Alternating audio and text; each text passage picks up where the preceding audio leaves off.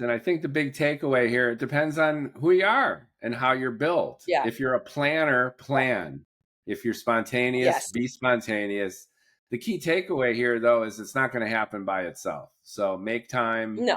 stay focused, get it done, and Yeah. turn it into a lifestyle, which is you can't just sip an espresso in a coffee shop and say, oh, I'm a writer, and then spend 5 minutes and then move on to something else. You do it. You are what you do. And if you're writing, then you're a writer. And you write the way that's appropriate to who you are, how you're built, what you like, and where it comes naturally. And my next question is, I think the biggest one is, how do you get over the stumbling block of perfectionism?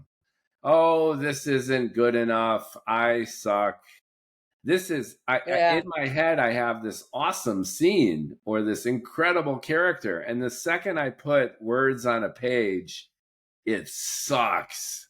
And then that's it. I'm done. Right. Oh, yeah. Cause there is that whole, like, you know, when I said I wrote Twinkies and Beefcake in 6 weeks so that I spent the rest of the year editing it, my husband was like, you know, at some point you just stop. You just have to put it out. You have to stop because you can tweak things endlessly. You know, you just have to come to a point where you can't fall prey to perfectionism. Now, of course, I go back, I look at Twinkies and Beefcake, I'm like, that's missing a comma. Oh, that's a typo. You know, like it happens. Like even if you have a lot of people reading it, typos get through, and I'm very forgiving of that when I read that in a book. But so yeah, you can't be too much of a perfectionist because that you get in your own way. The other thing I would say, like if you have a great scene in your head and you write it and you think it's crap on page, reading it aloud helps. Great idea. It helps Great you idea. with your flow. You know, Great idea. And then that way you catch. Sometimes you catch yourself using the same word over and over again. You're like, you didn't notice it when you were writing it, but then you're like, I said pretty a lot. So yeah, always good to read it aloud. These are awesome best practices. TH Forrest, thank you for making time in your busy writer and working day to be on the Writers Pod. And thank you so much. Yeah, and just summarizing, right from the heart, you love your M&M and it pours out and you do it.